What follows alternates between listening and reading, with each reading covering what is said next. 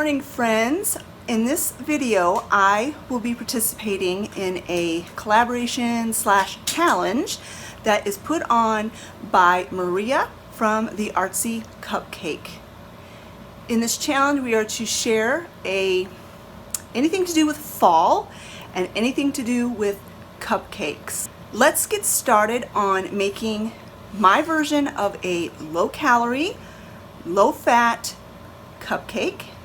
Then I will share with you a fall tablescape and centerpiece that I'm going to be having on my table this fall. So this is the book that I'm going to use to make my cupcakes. I just ordered this on Amazon a couple weeks ago, and it is every recipe in there. The serving is 200 calories or less.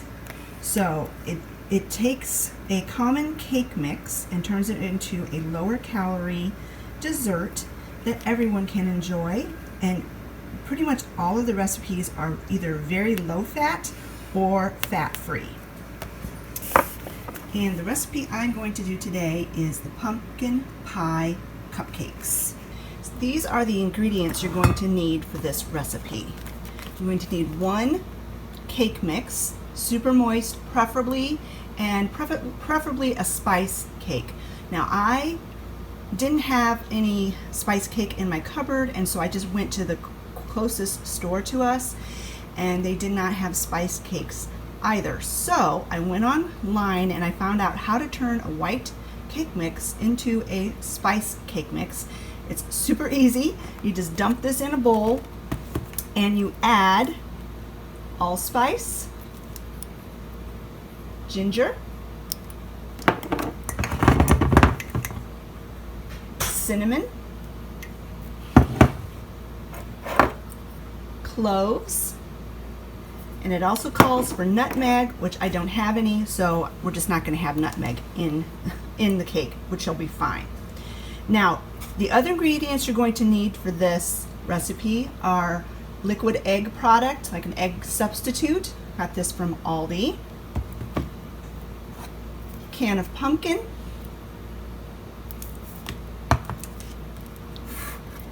baking powder, and salt. For the frosting, you're going to need cream cheese, and as you know, I am dairy free, so I've got this dairy free cream cheese that I got from Aldi. You're going to need pumpkin pie spice. You're also obviously going to need cupcake liners, and these are the only ones I have. They're more Christmassy than fall, but I forgot to pick them up yesterday when I was at the store, and I'm not running back out to the store just for cupcake liners. All right, let's go ahead and get started on this recipe.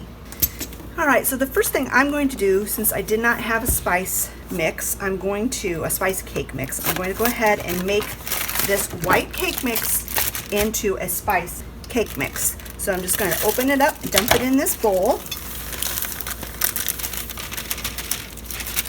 and then to the white cake mix, you're going to add 1 teaspoon of cinnamon,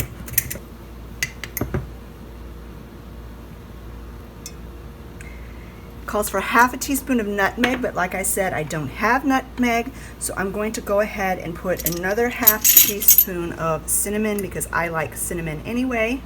It's my favorite spice. Then you need 1/4 of a teaspoon of ground ginger,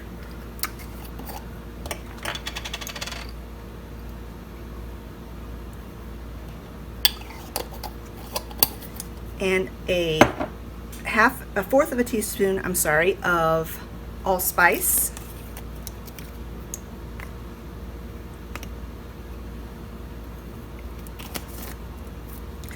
and then 1/8 of a teaspoon of ground cloves. Cloves are a very strong seasoning or spice, so you don't need much.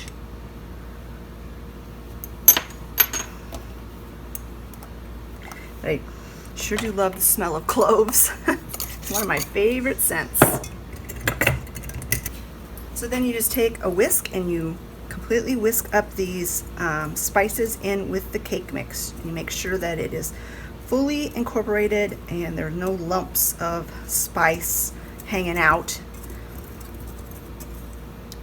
And yeah, this looks just like a spice cake mix from the store. It's amazing. So don't forget, don't think that just because you don't have the spice cake mix that you can't do this recipe, because all you have to do is take either a white or a yellow cake mix and add spices to it. So I'm going to go ahead and preheat my oven to 350 degrees. And then in a large bowl, you're going to combine the cake mix, the pumpkin, the egg substitute, baking powder, salt, and it calls for a little extra cinnamon. Now, you don't use the entire cake mix for this recipe. You only use 1 3/4 cups. So I'm going to go ahead and dump this cake mix into a different container and then measure out 1 3/4 cups of cake mix. Oh man, I just made a mess.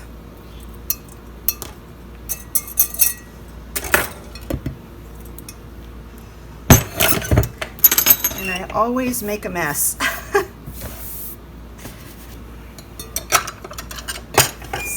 So I'm going to measure out 1 3/4 cups of the cake mix.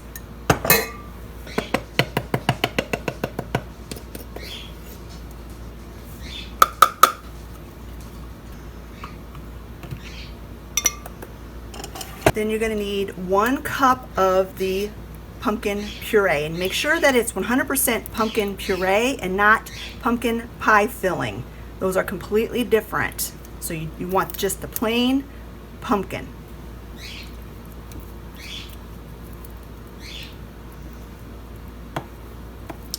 Which is almost the full can, it's about 3/4 of a can, 1 cup is. So you're going to just put the rest of that pumpkin in a different container. You can just store it in the refrigerator for a while, not too long or it'll go bad, or you can put it in the freezer and save it for something else. So then add the pumpkin. Now you're going to add the egg substitute, and it calls for 1/3 cup. You can also just use egg whites for this if you don't want to buy the egg substitute or if you don't have any on hand. The idea is that they've taken the fat out of it and it's lower in calories. Then you're going to need 1/2 teaspoon of baking powder, and I always get the aluminum free kind. You're going to need 1/8 teaspoon of salt. I don't have an 1/8 teaspoon measure, so I'm just going to use my 1/4 teaspoon and do like half. 1/8 teaspoon of salt, 1/4 teaspoon of cinnamon, and then you want to just mix this by hand till it's uniform and smooth. And with these recipes that are in this book, you're going to be tempted to add liquid to it before you get it completely mixed together, but trust me, you don't want to do that. Just keep mixing and eventually it will all come together.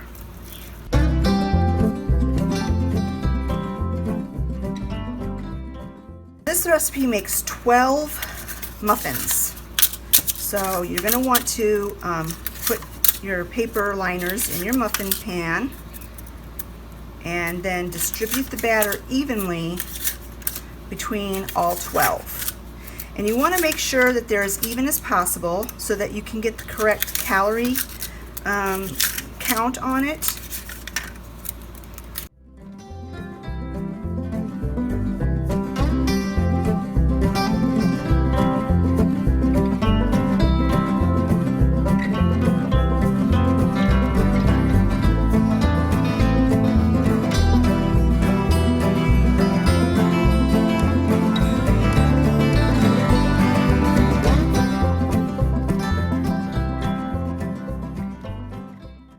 So I started out putting too much batter in the cups, so I had to steal some to make 12 cupcakes. So I'm just kind of smoothing the tops off. so they bake nice. So then you put these in a 350-degree oven for 16 to 18 minutes, or until they come out, a toothpick comes out clean. Okay, for the frosting, you're going to need 1/4 of a cup plus 2 tablespoons of light or low-fat cream cheese. And like I said, I'm doing this dairy-free style, which they're pretty low-fat anyway. But I only had exactly 1/4 of a cup of cream cheese left. So for the extra 2 tablespoons, I'm just going to go ahead and just use some of my Tofutti dairy-free sour cream.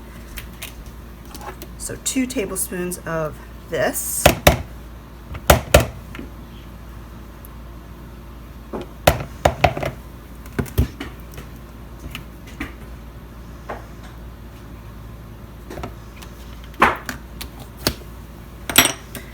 And then it calls for 2 tablespoons of granulated white sugar, and what I'm going to use is my stevia blend.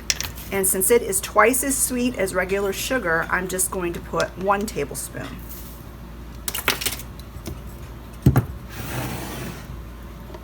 And then I'm going to put a 1/4 of a teaspoon of pumpkin pie spice with the frosting. And then the last ingredient that the frosting calls for, but I don't have, so I'm just going to omit it, is some 1/2 cup of Cool Whip free. Now, Cool Whip, even though it says it's non-dairy, actually does have dairy in it. I do have a alternative, a dairy-free version, which is made with coconut milk. I can get that at the store, but I don't have any on hand right now. So I think since that sour cream, I had to use that, it's kind of going to give this frosting the correct consistency, even when I don't have the Cool Whip. So I'm just going to go ahead and just stir this thoroughly till everything is combined, and then I'm going to put this in the refrigerator while the cupcakes bake and cool. So this is what they look like when they come out of the oven, and I'm going to let them cool completely before I frost them. Now, while I'm waiting for these to cool, I'm going to go ahead and get my table set and do my centerpiece.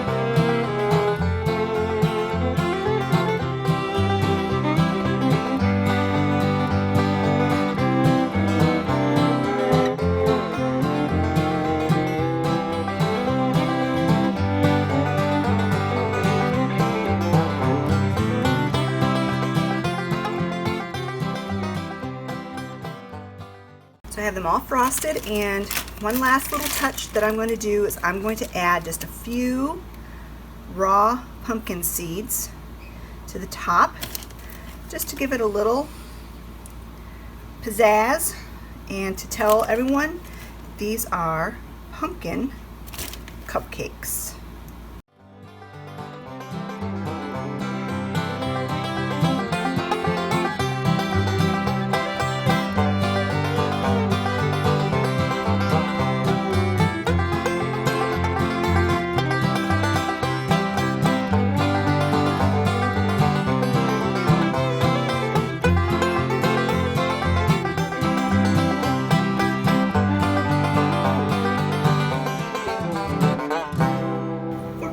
Of this video, I just display this cupcake here on my centerpiece on a little tiny cupcake pedestal, and of course that won't stay there because these do need to be kept in the refrigerator. And also, knowing my family, these cupcakes won't be around for very long. So let me turn this camera around and I will taste this cupcake for you and let you know if it's good.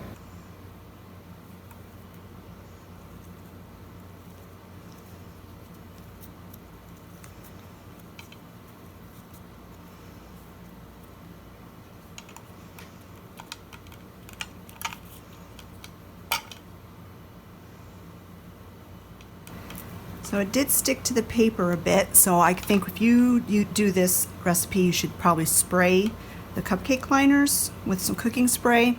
The directions didn't tell me to do that, but because this is sticking kind of bad, that's what I would recommend. It's got a beautiful crumb. It's nice and moist. So let's give this a taste test.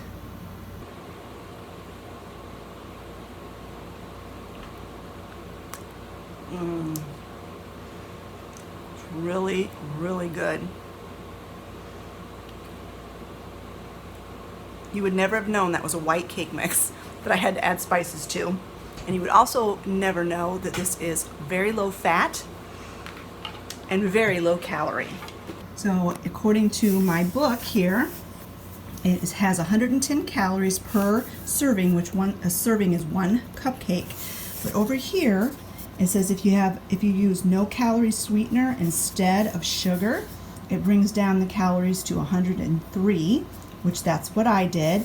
And also, I did not add the Cool Whip, and I honestly didn't miss it at all.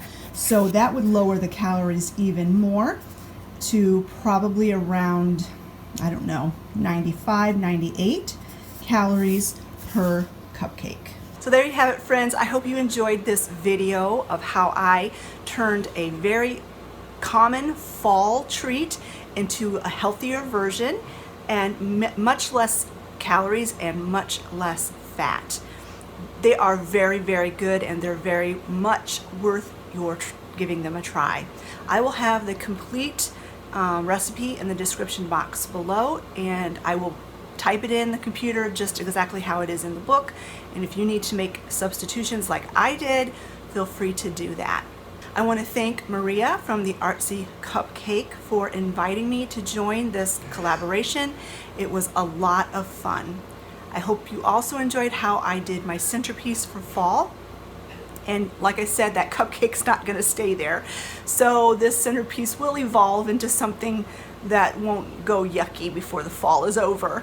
Of course, I will bring you along as I do my fall decorating in my home, and eventually there will be a fall home decor tour for you to look forward to. Also in the description box below, there will be a link to Maria's channel and a link to the playlist so you can get your fill of all things cupcake. Thanks so much for watching, and don't forget to hit that like button. It does help my channel. We'll talk to you later. Bye, friends.